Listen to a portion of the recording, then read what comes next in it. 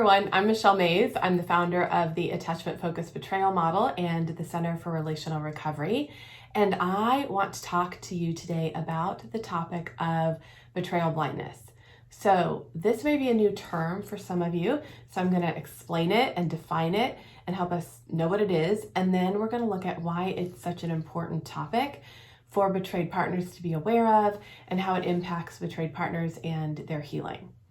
All right, so where we want to start with defining betrayal blindness is we want to go back and talk about betrayal trauma theory for a moment. So Dr.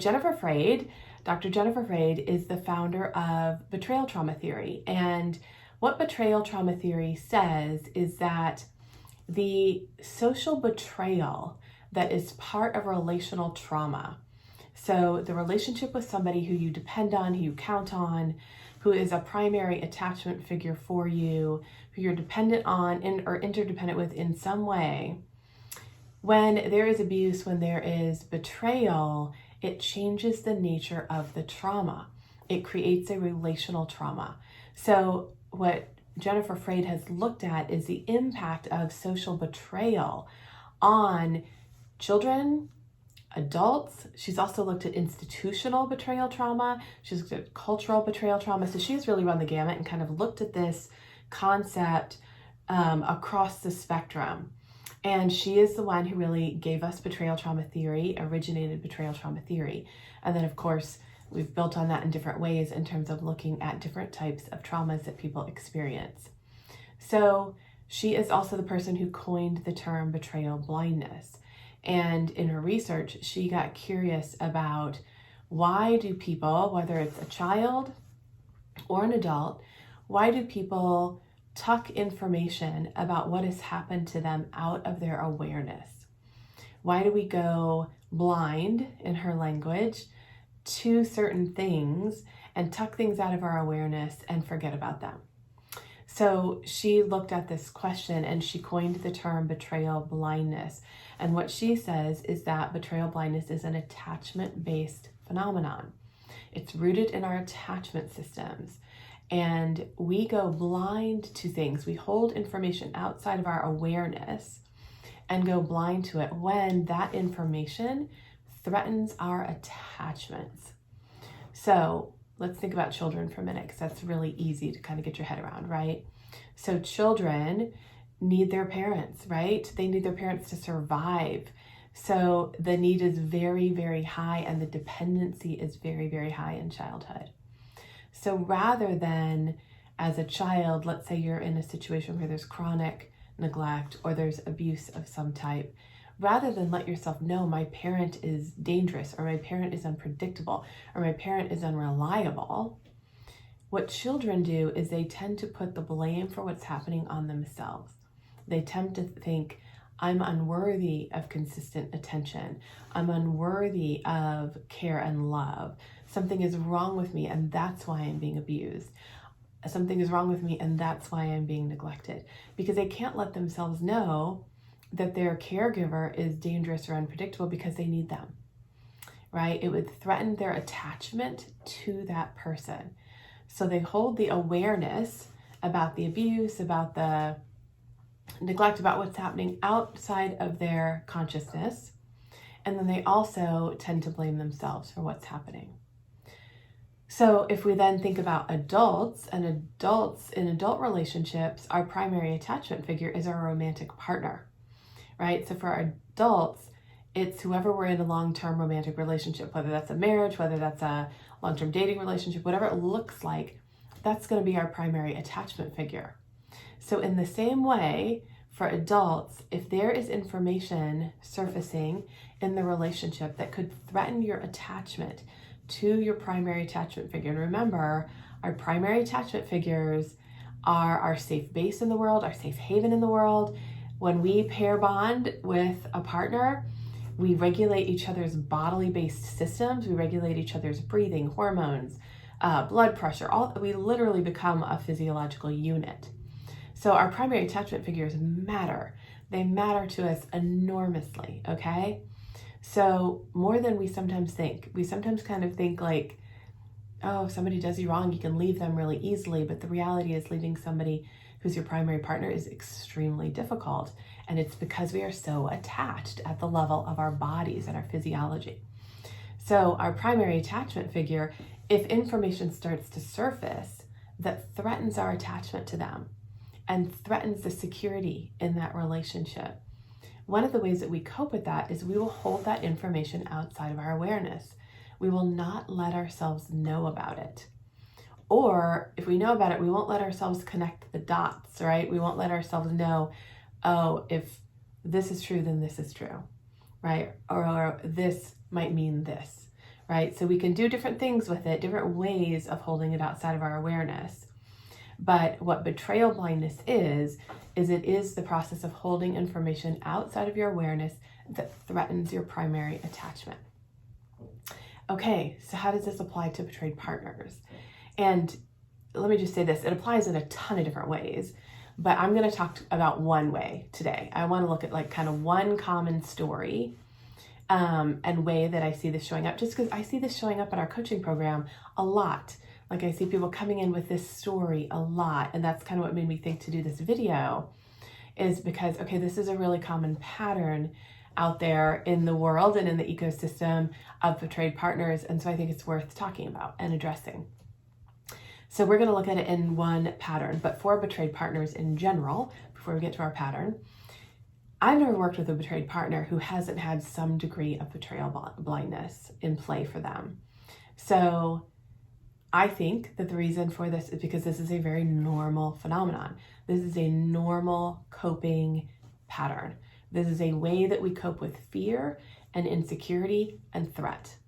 And so it's extremely normal. And I can't say that enough, so that if as you're watching this video, you're like, oh, that's I see myself here. I see that this has happened to me. I see that it's happening right now, whatever it is, that you'll know that it's a typical coping pattern. It's a really normal coping pattern. This is, again, attachment based. It's part of our attachment system. And for trying to protect our attachments when having our attachments threatened would be really, really damaging or painful for us, okay? So it's super normal. That being said, it's not helpful. So it's a really normal pattern. It's not a really helpful pattern, okay? When we are holding information outside of our awareness, what that means is that we are not in our reality.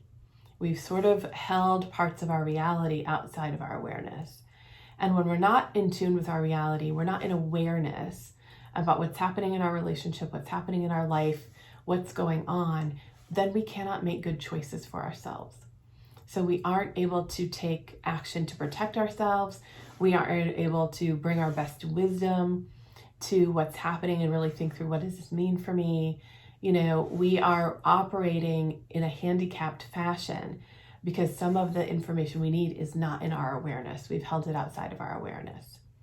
So while betrayal blindness is a really typical, common coping pattern that pretty much every betrayed partner deals with in some degree, and it runs the gamut. Some people have enormous years of betrayal blindness. Other people can just see it show up in like more minor or discrete ways in their relationship. But everybody experiences it to some degree because it's such a common coping pattern. What we want to do as betrayed partners is we want to know about it. We want to come into awareness, right? We want to come into awareness about the things that we've been holding outside of our awareness. We want to bring them into our awareness.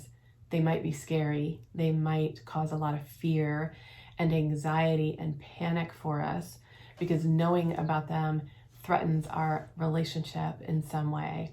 So we want to develop the resiliency and the resources and the skills and the support that we need to be able to bring these things into our awareness. When they're in our awareness, now we can make good decisions, right? Now we know what's really happening. We're planted firmly in our reality, and we can now make really good decisions for ourselves. So that's why working with this issue and knowing about this issue is so important.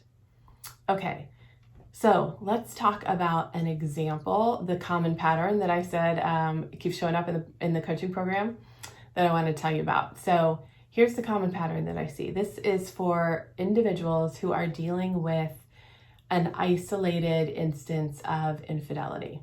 So I know there are a lot of you that are dealing with compulsive sexuality, sex addiction, whatever you want to call it, longer, bigger patterns of sexual cheating and stuff in the relationship. But there are lots and lots of you who are dealing with more isolated infidelity, like 1 or 2 isolated infidelities in your relationship. I'm talking to you today, okay? Because this is the pattern that I keep seeing show up. So you discover the affair, you discover the whatever it looks like, emotional affair, sexual affair, it runs the gamut. You discover this incidence of cheating in the relationship. Of course, that creates enormous crisis in your relationship. There's lots of, conflict, questioning, yelling, all of the things that come along with discovery go on in the relationship. And so there's like a period of upheaval, right? As you're trying to figure out what's happening. Of course, information is dripping out from the cheating partner over time as they're slowly telling the truth. Maybe they're ending the affair. Maybe they're, whatever is happening. So this pattern that I'm speaking about happens mostly in couples where the cheating partner is saying, I'm going to end this behavior or this relationship, and the couple is trying to stay together to repair things, okay? So this is part of the story, part of the dynamic. So you've got the big period of upheaval, you've got the truth trickling out over time, you're dealing with what has happened. And often during the initial weeks of this, the cheating partner is very remorseful. They are trying really hard to help you with your fears. They're trying really hard to promise that they're never going to do it again. They're trying to show you that they've ended the relationship. They're trying to show you that this is just a one-off. It's never going to happen again. It didn't mean anything. Whatever it is they're saying, they're basically trying to manage the fallout of the discovery. And they're often doing that through being highly attentive and very remorseful and really working hard to try to shift things around because they're often in a little bit of shock about how much damage it's really creating as well. So that's kind of the initial phase that can happen. Then after a period of weeks of sort of being in this moment in the relationship, the next thing that can happen is that the cheating partner starts to become impatient. So they will often move from high remorse and attentiveness over time into impatience. And the impatience now looks like, hey, you know what? We need to move on from this. Like, you've got to start to trust me again. You've got to start to believe me again. We can't just stay here. We can't keep talking about this. We can't keep going over this over and over again. You need to like move on. Like, we got to move on. And so you are now the holdup. So the cheating partner often starts to blame the betrayed partner and say, you're the holdup, and you're now the reason why we can't move on and heal together, because you're still having all these feelings and having all these questions and wanting to talk about it, wanting to tell me how I've impacted you over and over again. And, you're now the holdup to our healing. So the cheating partner can move into this impatience, right? Out of remorse and attentiveness into impatience. What happens for the betrayed partner frequently is they now feel really stuck. They feel stuck because now there's significant pressure coming from the cheating partner to just move on. And the cheating partner is telling them they're the problem, they're the holdup, and they start to wonder if maybe they really do need to just get over it. Why can't they forgive them? Why can't they move on from this? So they start to doubt what's happening with them and that maybe they really are creating more of a problem than there needs to be. So they're sort of stuck in this crucible where there's pressure from the cheating partner, but they still have all these feelings. And they may also have unresolved questions and unresolved issues from the cheating. They may still feel like this doesn't add up. There's this whole thing over here that I don't understand. There's still a lot of questions that I have about this. So they're in a place where what happened is not resolved for them. Safety has not yet been rebuilt in the relationship because remorse and I'm sorry doesn't create safety. And they are also now feeling all this pressure. from the cheating partner. And the cheating partner is saying, look, if you can't move on, how are we going to stay together? So the relationship feels under threat because they're still dealing with all of the trauma and the fallout from the cheating. So in this dynamic and in this pressure and the crucible that's going on for betrayed partners, betrayal blindness can come to the rescue. So often what happens is betrayed partners will try to sweep, I call it rug sweeping, right? They try to rug sweep. They try to sweep what's happened under the rug, and they try to move on. So they tried, and to do this, in order to sweep it under the rug, in order to move on, you really have to sort of tuck what's happened out of your awareness. So often betrayed partners go into betrayal blindness here. And they tuck not only the unresolved questions, the unresolved issues out of their awareness, they will often take their feelings and disconnect from their feelings and tuck their feelings out of their awareness. And as we all know, life keeps happening, right? Life just keeps on going. So the kids are demanding, the job is demanding, the family is demanding, the friends are demanding, right? Life is demanding. So life keeps happening, and that often is a way of it helps distract partners and helps distract them and move them into betrayal blindness, where they tuck information out of their awareness. So the really common story that I keep seeing come into the coaching program, and now these people are in our coaching program and they're telling these stories, and the reason that they're now in Braving Hope is that here they are, this happened in their story, this dynamic that I'm explaining, and now they are 2 years later, they are 5 years later, they are 10 years later, they are 15 years later. They are someplace later in their relationship, and the cheating has happened again. They have discovered either that there has been another affair, another number of affairs. The original affair never really stopped. There's actually more that was going on than just the affair. There's a whole bunch of other behaviors. Whatever it is, they've discovered a whole bunch of things. And now this time, they're not going into blindness, and this time they're getting help, right? And they're getting support around it. So what I want to have everybody kind of think about is how to avoid having to go through these additional rounds. How to be able to, when you discover infidelity, when you discover an isolated affair, when you just, even if you're discovering sex addiction and a broader pattern, one of the things that you want to be really aware of is this desire to move on. And the desire to move on does not belong just to the cheating partner.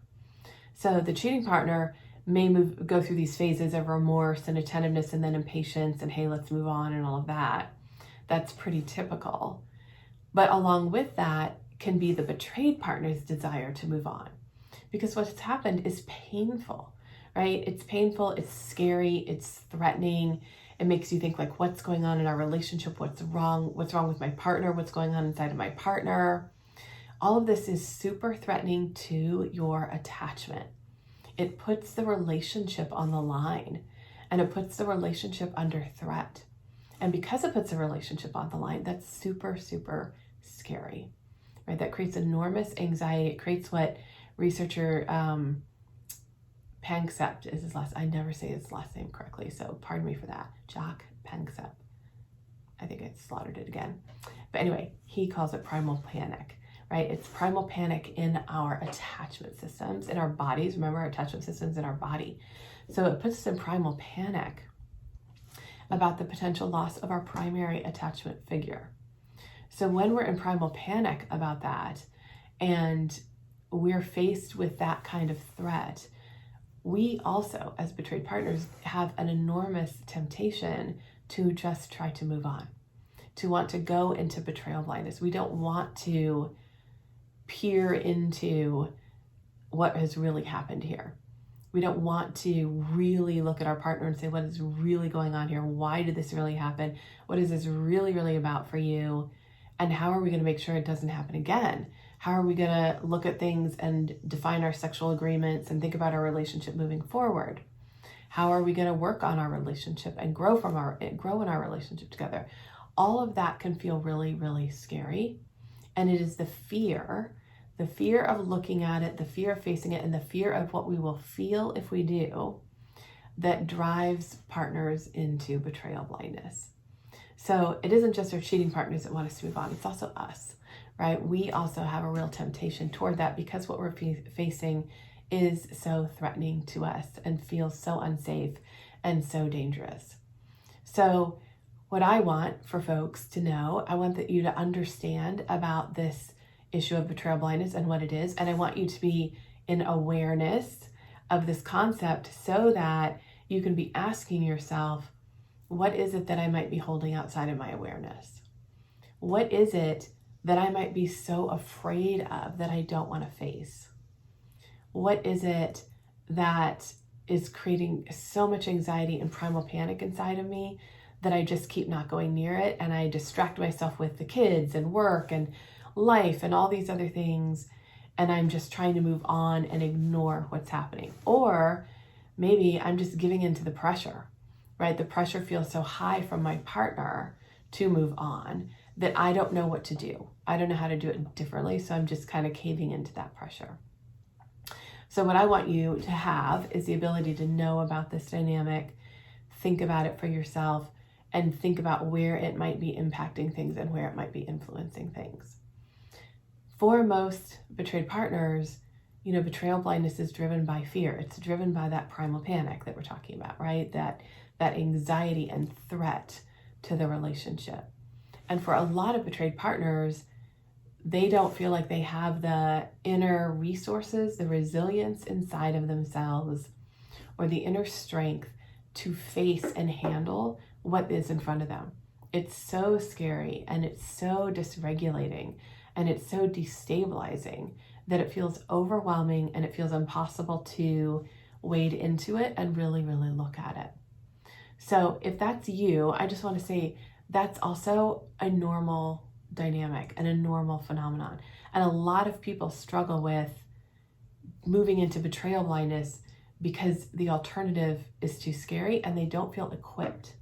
They don't feel equipped to stay in their reality, and they don't feel equipped to deal with their reality. So learning how to do that is what therapy is all about. It's what, you're learning the skills, you're being given tools, you're building the inner resilience and resourcefulness to be able to stay in awareness and then make really good choices for yourself, and to be able to handle the feelings that come with staying in awareness. So learning how to do that is a process, right? It's a process. You need really skilled help and support to do it. That's what we're doing in Braving Hope. So I encourage you, if you haven't, to schedule a call with us and think about joining us in that program if this is ringing a bell for you and feels like I need to do this work around this because I keep getting pulled into betrayal blindness or caving into the pressure because I'm so afraid of really looking at what's happened here, or really setting a boundary and asking my partner to do the work that's actually required around healing this. So if you're feeling really stuck in this particular way, please reach out to us and schedule a call, and we'll talk to you about whether it's a good fit for you to work with us in the coaching program. Either way, to be aware of this dynamic is really important, to be watching for it, to be thinking about it and thinking about, where am I being pulled to tuck things out of my awareness because they're too scary for me to face, and how can that instead, very gently and with a lot of loving kindness toward yourself. This is not a place to bring your inner critic in and tell yourself, oh, I need to look at this, what's wrong with me, why am I doing this? None of that. We're talking about, like, very gently, with a lot of loving kindness, working with yourself on, okay, what if I did look at this? What if I did bring this into my awareness? What would I have to face? What would I have to feel? What would this be like for me? Let me just think about it, right? Really careful, loving work with yourself on it to come out of the betrayal blindness, all right? All right, I hope that's helpful for everybody, and I will see you all next time.